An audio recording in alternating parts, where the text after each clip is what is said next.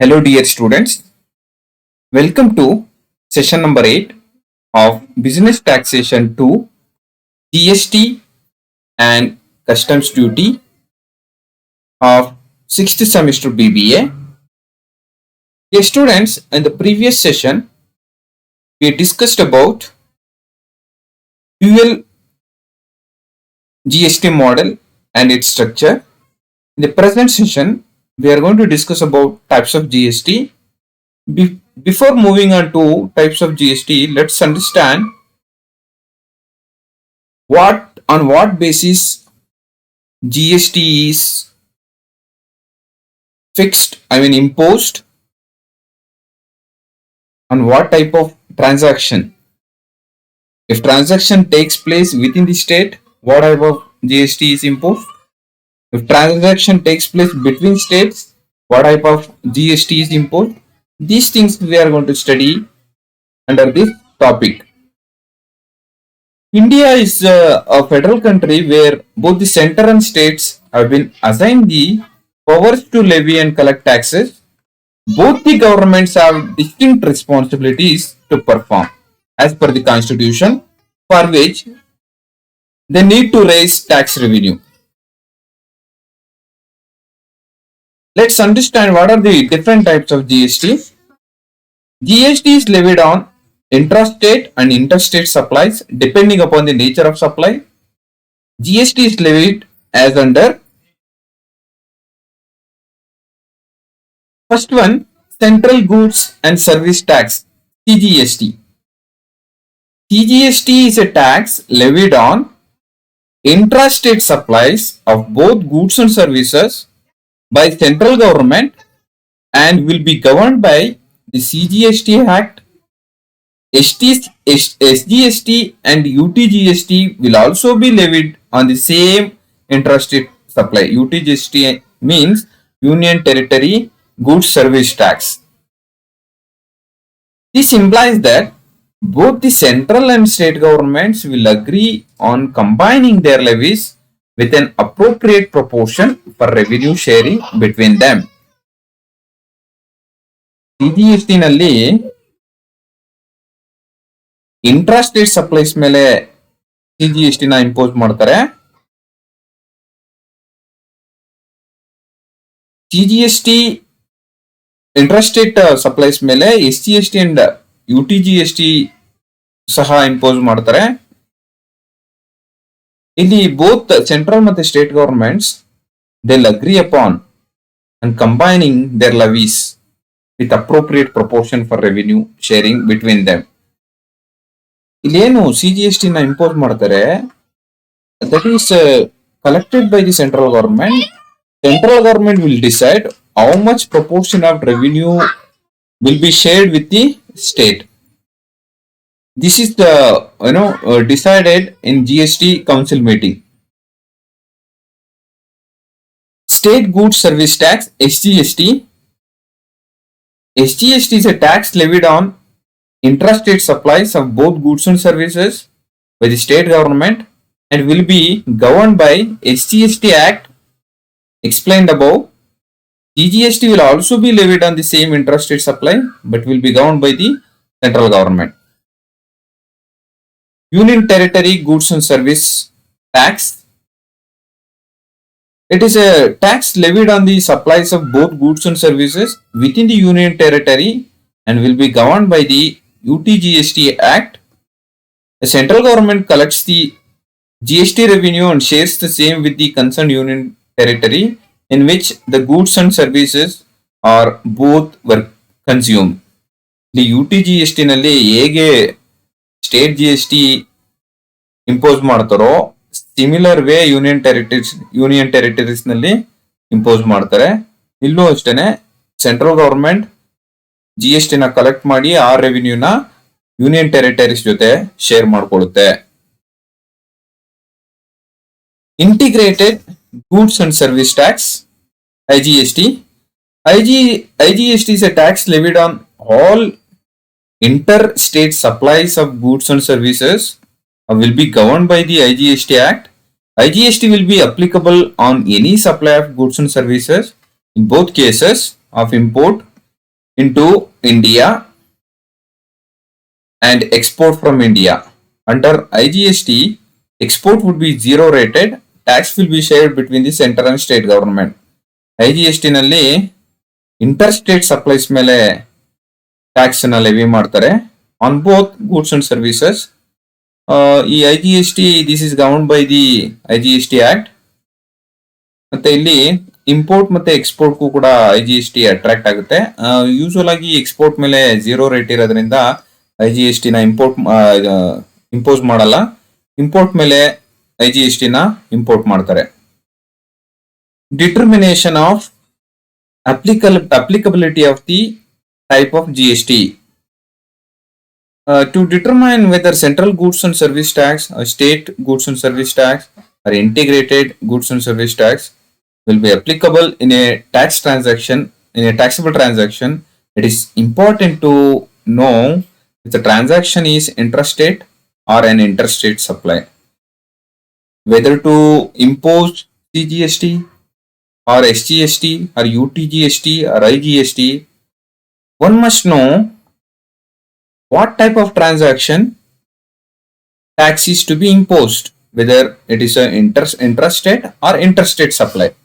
Depending upon the transaction nature, type of tax is imposed. Intrastate supply of goods or services is when the location of the supplier and the place of the supply, location of the buyer are in the same state. Intrastate supply ಅಂದ್ರೆ goods and services sale ಮಾಡೋದು same place ಅಲ್ಲಿ ಮತ್ತೆ by ಮಾಡೋದು ಕೂಡ same place ಅಲ್ಲೇ ಅಂತ ಸಪ್ಲೈಸ್ಗೆ intrastate supply ಅಂತ ಕರೀತೇವೆ. In intrastate transaction seller has to collect both CGST and SGST from the buyer. The CGST gets deposited with central government and SGST gets deposited with state government. Interstate supply of goods or services is when the location of the supplier and the place of the supplier in different states. For example, ಕರ್ನಾಟಕದಲ್ಲಿ manufacture ಮಾಡಿ ತಮಿಳುನಾಡಲ್ಲಿ goods ಅನ್ನ supply ಮಾಡಿದ್ರೆ so ಅದು interstate sale ಆಗುತ್ತೆ. States are different. Supplier ಕರ್ನಾಟಕದವನು, buyer ತಮಿಳುನಾಡಿನವನು. So ಹಾಗಾಗಿ ಇಲ್ಲಿ ಇಂಟರ್ಸ್ಟೇಟ್ ಸಪ್ಲೈ ಅಂತ ಕರಿತೇವೆ. Also in cases of export or import of goods or services, the supply of goods or services is made to SEZ unit, the transaction is assumed to be interstate. Special economic zones ಗೆ supply ಮಾಡಿದ್ರೆ ಅದನ್ನು ಕೂಡ ನಾವು interstate transaction ಅಂತ ಕರಿತೇವೆ. Then interstate transaction, a seller has to collect IGST from the buyer. Interstate transaction ನಲ್ಲಿ supplier buyer ಇಂದ IGST ನ ಕಲೆಕ್ಟ್ ಮಾಡಬೇಕಾಗುತ್ತೆ. Comparison of Indian tax system before GST and after GST. Let's look at the comparison by taking an example before GST and after GST. Indian tax system before GST ಹೇಗಿತ್ತು, after GST ಹೇಗಿತ್ತು ಅನ್ನೋದನ್ನ ನಾವು ಒಂದು example ಮೂಲಕ discuss ಮಾಡೋಣ. Following example shows the invoice price of a product before GST and after GST. Cost of production to manufacture 10,000. Profit margin charged by the manufacturer, wholesaler and retailer is 10% each. The applicable GST rate is 18% for each category of merchant. Before GST, the applicable tax rates were excise duty 12% and VAT at 12.5%. ಇಲ್ಲಿ ನೋಡಿ ಈ example ನ analyse ಮಾಡ್ಕೊಳ್ಳಿ before moving on to the solution. Before moving on to the comparison part, cost of production ಮ್ಯಾನುಫ್ಯಾಕ್ಚರರ್ಗೆ 10,000 ಇದೆ. Manufacturer ಮತ್ತೆ wholesaler, retailer ಈ ಮೂರು ಮರ್ಚೆಂಟ್ಸ್ ಕೂಡ 10% ಮಾರ್ಜಿನ್ ಆಡ್ ಮಾಡ್ಕೋತಾರೆ ಕಾಸ್ಟ್ ಆಫ್ ಪ್ರೊಡಕ್ಷನ್ ಮೇಲೆ. Applicable GST rate is 18%. ಹೋಲ್ಸೇಲರ್ಗೂ 18%, ಮ್ಯಾನುಫ್ಯಾಕ್ಚರರ್ಗೂ 18%, ರಿಟೇಲರ್ಗೂ 18%. ಬಿಫೋರ್ GST ಎಕ್ಸೈಸ್ ಡ್ಯೂಟಿ 12% ಇತ್ತು, ವ್ಯಾಟ್ 12.5% ಇತ್ತು. ನಾವು let's have a comparison. Before G S T ಹೇಗೆ ಪ್ರೈಸ್ ಇರ್ತಾ ಇತ್ತು ಮತ್ತೆ after G S T price ಎಷ್ಟಿರುತ್ತೆ ಅಂತ. ಇಲ್ಲಿ ಇನ್ವಾಯ್ಸ್ ಪ್ರೈಸ್ ಅಂದ್ರೆ price of the goods or services. Manufacturer to ಹೋಲ್ಸೇಲರ್ಗೆ ಮ್ಯಾನುಫ್ಯಾಕ್ಚರರು ಸೇಲ್ ಮಾಡಿದಾಗ cost of the production to manufacturer as given in the example with G S T 10,000, without G S T 10,000. This will be same. Profit margin add ಮಾಡ್ಕೊಳ್ಳಿ 10,000 ಮೇಲೆ 1,000. This is going to be same. Total 11,000 with G S T ನಲ್ಲೂ 11,000, without G S T ನಲ್ಲೂ 11,000. Add excise duty at 12% on 11,000. So excise ಡ್ಯೂಟಿನ calculate ಮಾಡಿ. With G S T ನಲ್ಲಿ excise duty ಬರಲ್ಲ, ಯಾಕಂದ್ರೆ all duties were subsumed. G S T ನಲ್ಲಿ many indirect taxes were subsumed, I mean included. So ಹಾಗಾಗಿ G S T ನಲ್ಲಿ excise ಡ್ಯೂಟಿನ calculate ಮಾಡಕ್ ಬರಲ್ಲ. ಏನಕ್ಕೆ ಅಂದ್ರೆ ಟ್ಯಾಕ್ಸ್ ಅನ್ನ ರಿಮೂವ್ ಮಾಡಿದ್ದಾರೆ, ಕ್ಯಾಸ್ಕೇಡಿಂಗ್ ಎಫೆಕ್ಟ್ ಆಗೋದಿಲ್ಲ. ಇಲ್ಲಿ ನೋಡಿ 11,000 ಮೇಲೆ 12% ಕ್ಯಾಲ್ಕುಲೇಟ್ ಮಾಡಿದ್ರೆ 1,320 ಬರುತ್ತೆ. ಸೊ ಇದು 12,320 ಆಯಿತು. ಮತ್ತೆ ವ್ಯಾಟ್ ಅನ್ನ ಕ್ಯಾಲ್ಕುಲೇಟ್ ಮಾಡಿ 12,320 ಮೇಲೆ ಮತ್ತೆ 11,000 ಮೇಲೆ ಮ್ಯಾನುಫ್ಯಾಕ್ಚರರ್ಗೆ ಐ ಮೀನ್ ಹೋಲ್ಸೇಲರ್ಗೆ ಸೇಲ್ ಮಾಡಿದಾಗ ಮ್ಯಾನುಫ್ಯಾಕ್ಚರರು ಎಷ್ಟು ಟ್ಯಾಕ್ಸ್ ಅನ್ನ ಕಟ್ಬೇಕಂತ ಕ್ಯಾಲ್ಕುಲೇಟ್ ಮಾಡಿ. 18% ಆನ್ 11,000, 1,980. ಇಲ್ಲಿ ವ್ಯಾಟ್ ಕ್ಯಾಲ್ಕುಲೇಟ್ ಮಾಡಿದಾಗ 12,320 ಮೇಲೆ ಕ್ಯಾಲ್ಕುಲೇಟ್ ಮಾಡಬೇಕಾಗುತ್ತೆ, ಯಾಕಂದ್ರೆ ಟೋಟಲ್ ಕಾಸ್ಟ್ ಇಸ್ 12,320, 1,540. ಸೊ ಇದು ಇನ್ವಾಯ್ಸ್ ಪ್ರೈಸ್ ಅನ್ನು ಫಿಕ್ಸ್ ಮಾಡಿ. ಇನ್ವಾಯ್ಸ್ ಪ್ರೈಸ್ ಅನ್ನು ಫಿಕ್ಸ್ ಮಾಡಬೇಕಾದ್ರೆ 11,000 ಪ್ಲಸ್ 1,980 ಜಿ ಎಸ್ ಟಿ 12,980. ಮ್ಯಾನುಫ್ಯಾಕ್ಚರರ್ಗೆ ಇನ್ವಾಯ್ಸ್ ಪ್ರೈಸ್ ಎಷ್ಟು ಬರ್ತಾ ಇದೆ? 12,980. ಇನ್ವಾಯ್ಸ್ ಪ್ರೈಸ್ ಮ್ಯಾನುಫ್ಯಾಕ್ಚರರ್ಗೆ ಎಷ್ಟು ಬರ್ತಾ ಇದೆ without G S T? 13,860. With G S T 12,980 ಬರ್ತಾ ಇದೆ, ವಿತೌಟ್ ಜಿ ಎಸ್ ಟಿ 13,860 ಬರ್ತಾ ಇದೆ. ಸೇಮ್ ವೇ ಹೋಲ್ಸೇಲರು ರಿಟೇಲರ್ಗೆ ಸೇಲ್ ಮಾಡಿದಾಗ ಕಾಸ್ಟ್ ಆಫ್ ಹೋಲ್ಸೇಲರ್ 11,000 ಮತ್ತೆ ಇಲ್ಲಿ 13,860 ಏನು ಇದಿದೆ ಇನ್ವಾಯ್ಸ್ ಪ್ರೈಸು ಅದನ್ನೇ ತಗೊಳ್ಳಿ. ಇಲ್ಲಿ ಕೂಡ ಇನ್ವಾಯ್ಸ್ ಪ್ರೈಸು 11,000 ಇದೆ. ಸೊ ಇಲ್ಲಿ 10% ಮಾರ್ಜಿನ್ ಆಡ್ ಮಾಡ್ಕೊಳ್ಳಿ 1,100. ಸೊ 12,100 ಆಗುತ್ತೆ. 10% ಮಾರ್ಜಿನ್ ಆಡ್ ಮಾಡ್ಕೊಂಡ್ರೆ 1,386 ಆಗುತ್ತೆ. 15,246. ಅಗೇನ್ ವ್ಯಾಟ್ ಅನ್ನ ಕ್ಯಾಲ್ಕುಲೇಟ್ ಮಾಡಿ 1,905. ಇಲ್ಲಿ ಜಿ ಎಸ್ ಟಿ ನ ಕ್ಯಾಲ್ಕುಲೇಟ್ ಮಾಡಿ 2,178 ಬರುತ್ತೆ 12,100 ಮೇಲೆ. So invoice price 14,278. ಸೊ ಇಲ್ಲಿ ಎಷ್ಟು ಬರುತ್ತೆ? 17,151. ಸೊ ಈಗ ರಿಟೇಲರ್ಗೆ ಸೇಲ್ ಮಾಡಿದಾಗ ಎಷ್ಟು ಬರುತ್ತೆ? Cost of retailer 12,100.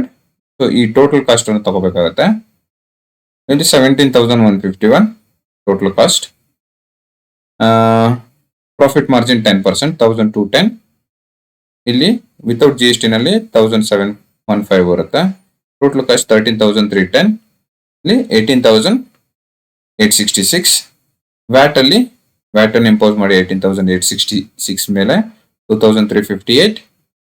ಸೊ ಇಲ್ಲಿ ಜಿ ಎಸ್ ಟಿ ನ ಆಡ್ ಮಾಡಿದ್ರೆ 2,395. So invoice price is 15,705. And without G S T ನಲ್ಲಿ 21,224.